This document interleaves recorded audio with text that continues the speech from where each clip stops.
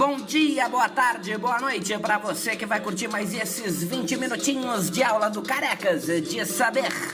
Olá pessoal, tudo bem com vocês? Mais uma vez, professor Otinho, nesse calor de São Paulo, de 15 graus, quem tá suando, não, Tião?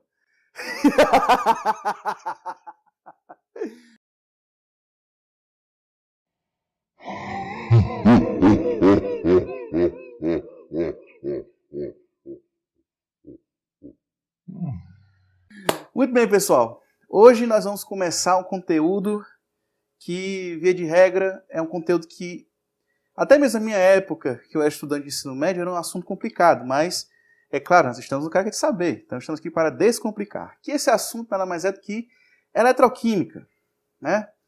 Mas antes da gente entrar no assunto propriamente eletroquímica, é preciso que a gente faça a revisão de alguns assuntos básicos, né? Como, por exemplo, os processos de oxirredução. Um processo de oxirredução nada mais é do que uma reação química que envolva perda ou ganho de elétrons. A gente chama de oxidação o processo de perda de elétrons e redução o ganho de elétrons, certo? Então, qual seria um exemplo prático disso? Nós temos aqui dois exemplos em que nós temos a oxidação da prata e redução do ferro. A prata, ela possui um elétron na sua camada de valência. Então, ela vai perder esse elétron formando um cátion prata. E a carga correspondente vai ser de 1 elétron. Da mesma forma, o ferro 2, para ser mais específico, ele possui uma deficiência de 2 elétrons na sua camada de valência. Como é que eu faço para que o ferro 2 se torne ferro 0 ou ferro metálico? Eu adiciono 2 elétrons na sua camada de valência. Portanto, quando o átomo recebe elétrons, ele é reduzido, ou seja, reduz-se o seu número que está aqui, que corresponde à sua carga. Então, gente, nas reações químicas, o aumento ou a diminuição do número de oxidação, ou chamado NOx, vai definir se o átomo vai se reduzir ou se oxidar. Então, vamos voltar ao nosso exemplo. Qual vai ser o NOx da prata quando ela se oxida? O NOx é mais 1. E qual vai ser o NOx do ferro antes de se reduzir? Vai ser mais 2. Ou seja, o NOx vai corresponder à valência do átomo, seja ele um cátion ou um ânion simples ou um cátion ou um ânion composto. Então, pessoal, o NOx ele pode ser tanto fixo, certo? Como no caso dos metais alcalinos e alcalino-terrosos, em que os metais alcalinos possuem carga mais 1 e o alcalino-terroso carga mais 2. E também pode ser o caso do NOx ser variável, ou seja, nós temos 2 tipos de NOx para ferro, por exemplo, e 2 diferentes NOx para cobalto, que é o cobalto 2 e o cobalto 3. Nós já vimos isso nas aulas de reações inorgânicas, principalmente na parte de nomenclatura de sais. Então, a gente viu lá naquela aula que existem elementos que possuem NOx variável. Pode ser tanto um NOx ou o outro. Então, gente, no próximo take a gente vai ver quais são as regras para a gente definir os números de oxidação dos átomos. Muito bem, gente. Existem algumas regras gerais que é preciso ser obedecidas na hora de você determinar o NOx, certo? Vamos falar, nesse momento, das substâncias simples, certo? Então, veja, substâncias moleculares simples e que possuem alótropos estáveis possuem NOx igual a 0. Portanto, oxigênio molecular, o NOx é igual a 0, o enxofre rômbico é igual a 0, o gás cloro é igual a 0 e assim por diante. Os íons simples possuem NOx correspondente à sua carga. Então veja, íon sódio. Sódio é da família 1, portanto possui 1 elétron na camada de valência. Portanto, seu NOx correspondente quando íon é mais 1. O cloreto vem do cloro, que se estabiliza com 1 elétron na camada de valência, porque é da família 17, então possui 7 elétrons na camada de valência. E ele vai se estabilizar com um elétron. Portanto, o NOx do íon cloreto é menos 1. O oxigênio, ele possui 6 elétrons na camada de valência, da família 16. Portanto, ele vai se estabilizar com 2 elétrons na camada de valência. Portanto, qual vai ser o NOx? Menos 2. Então, qual seria uma tabela, certo? Para substâncias simples. Então, veja, o que você precisa lembrar? Entre metais alcalinos e alcalinos terrosos possuem NOx fixo. Metal alcalino possui NOx sempre mais 1 e alcalinos terrosos possuem sempre NOx mais 2. Os metais da família do boro possuem NOx mais 3. Alguns outros metais que possuem NOx variável, chumbo e estanho, eles podem tanto existir na forma mais 2 ou mais 4. O ferro, como já vimos, mais 2 ou mais 3. Cobalto, como nós vimos também, mais 2 ou mais 3. Níquel e bismuto possuem NOx mais 3. O oxigênio também possui NOx variável. O NOx vai ser mais 2 se ele for elemento menos eletronegativo, no caso do fluoreto de oxigênio. O flúor ele vai ser menos eletronegativo que o oxigênio. E ele vai possuir NOx mais 2 se ele for mais eletronegativo, como no caso da água. Todos os haletos, ou seja, todos os elementos da família dos halogênios, os seus ânions vão possuir NOx igual a menos 1. Então, fluoreto, cloreto, brometo e iodeto vão possuir o mesmo NOx, que é menos 1. Um outro elemento que possui NOx variável e que é pouco comum é o hidrogênio. O hidrogênio possui NOx mais 1 se ele for menos eletronegativo, como no caso do cloreto de hidrogênio ou do ácido clorídrico. E ele vai possuir carga menos 1, ou NOx menos 1, se ele for o mais eletronegativo. Então veja, qual a situação em que o hidrogênio ele vai ser mais eletronegativo? Ele vai ser mais eletronegativo quando ele estiver associado a um metal. E é a substância chamada de hidreto. Então nós temos hidreto de sódio. Nesse caso, e somente nesse caso, o hidrogênio vai possuir NOx igual a menos 1. E para os outros elementos, o NOx vai variar. Vai depender também dos outros elementos que vão estar associados a esse átomo. E é o que a gente vai ver agora no próximo take, em que a gente vai ver o NOx nas substâncias compostas. Muito bem, gente. Então, vamos ver agora qual é a regra prática para determinar o NOx em uma substância composta. Então, nós temos duas possibilidades. Ou num composto que é iônico, ou num composto que é molecular. Então, vejam. O NOx de um íon, certo? Vai ser a somatória de todos os valores de NOx dos outros átomos que vão constituí-lo.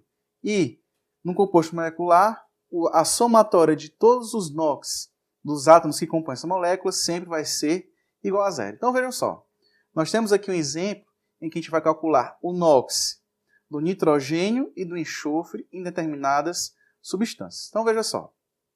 No item A, nós temos a amônia. A amônia ela é uma substância contendo um átomo de nitrogênio e 3 de hidrogênio.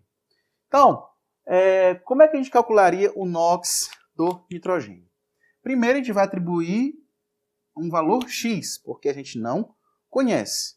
Mas também a gente sabe que o hidrogênio, quando ele é menos eletronegativo, ele vai possuir carga mais 1, ou NOx mais 1. Porque o nitrogênio ele vai ser mais eletronegativo que o hidrogênio. Lembre-se daquela regra. Fortaleza, o Clube Nordestino Brasileiro, importa seus craques para Horizonte. Então veja só, o nitrogênio ele vai ser muito mais eletronegativo que o hidrogênio. Muito bem, a gente sabe que um átomo de hidrogênio possui carga mais 1. Se eu tiver 3, vai ser carga mais 3. Então veja só, o NOx do que eu não conheço, mais 3 vezes o NOx do hidrogênio, que é 1, vai ser igual a quanto? A 0. Por quê? A amônia é um composto molecular, logo possui carga igual a 0. Então, X é igual a quanto? Menos 3. Está aí o NOx do nitrogênio. Agora vamos ver o caso oposto. No caso em que o oxigênio vai ser mais eletronegativo que o nitrogênio. Então a gente sabe que um oxigênio possui carga menos 2. O nitrogênio eu desconheço. Mas eu sei que a carga final do íon nitrato é igual a menos 1. Vamos fazer do mesmo jeito aqui. X, que vai ser o NOx do nitrogênio. 3 vezes menos 2, menos 6. Menos 6 porque são 3 átomos de oxigênio com NOx menos 2. Lembre-se que o sinal é importante. E qual é o NOx do íon total? Vai ser menos 1. Então, conta muito difícil. Quanto é que é o X? Mais 5. Portanto, o NOx do nitrogênio, nesse caso, vai ser menos 5. Agora vamos ver uma outra situação, em que nós temos o tetróxido de dinitrogênio. Da mesma forma, a gente sabe que o oxigênio possui carga menos 2, e o nitrogênio vai ser o elemento que vai ter o NOx desconhecido, que é X. Ao invés das outras vezes em que nós tivemos um nitrogênio, aqui nós temos 2. Então vai ser 2 vezes X. E aí, 4 vezes carga menos 2, menos 8. Qual vai ser a carga ou NOx da molécula? 0. Então X é quanto, menino? Mais 4. Aí, se vocês prestarem bastante atenção, o NOx vai variar em função da eletronegatividade ou da quantidade de átomos que são mais eletronegativos do que aquele átomo. Então veja, nós temos 3 situações onde o NOx está variando de menos 3 até mais 5. Então veja, o nitrogênio na amônia possui NOx menos 3 e o nitrogênio na presença de oxigênio pode ser tanto mais 5 ou mais 4. Vamos ver agora a situação do enxofre. Aqui nós temos um sal, não é um composto molecular, hein? Aqui nós temos um sal, que é o sulfato de sódio. O sulfato de sódio, como todo sal, ele possui carga final igual a 0. Então veja só. Qual o NOx do sódio? É mais 1. Qual o NOx do oxigênio? É menos 2. E qual o NOx do enxofre? Eu quero saber. Então, 2 vezes 1, 2, mais X, porque só tem um enxofre, menos 8, é igual a quanto? Como nós temos a estrutura de um sal, não tem carga final, não tem NOx, portanto, é igual a 0. Então, X é igual a quanto, menino? Mais 6. Vamos ver agora uma substância molecular. O oxigênio a gente sabe que é menos 2, e o enxofre é X. Então, X menos 6 é igual a 0, porque é uma substância molecular, portanto, não possui carga líquida. Então, X é quanto? Mais 6 também. Vamos pegar do íon sulfito. Mesmo procedimento. Quanto é o NOx do oxigênio? Menos 2. Enxofre é quanto? X. Então vai ser X menos 6, porque são 3 vezes oxigênios com carga menos 2, igual a quanto? Igual a carga do íon, que é menos 1. Portanto, X é quanto?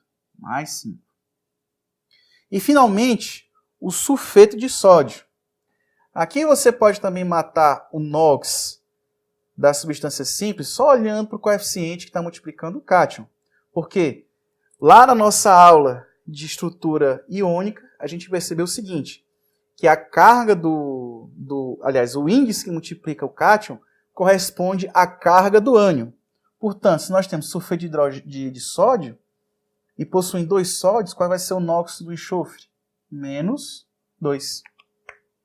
Então, pessoal, a gente pode tanto fazer desse modo, como também lembrar de como a estrutura cristalina do sal vou ser redundante, como é feita a estrutura cristalina de um sal. Se você não tiver, digamos assim, se você não tiver facilidade em fazer contas de cabeça, não conte pitanga. Faça a continha do lado, porque é mais certo você ter certeza do que está fazendo do que fazer um chute errado. Muito bem, gente. Vocês viram que o conteúdo de eletroquímica, como eu falei para vocês, é um conteúdo bem extenso. Então, veja só. Nós vamos parar a nossa aula por aqui. Eu espero que vocês possam sedimentar esse conteúdo na cabecinha de vocês. E vamos continuar nosso assunto. Vamos ter ainda muitas outras aulas sobre esse assunto que é extremamente grande em eletroquímica. E é isso aí. Até a próxima.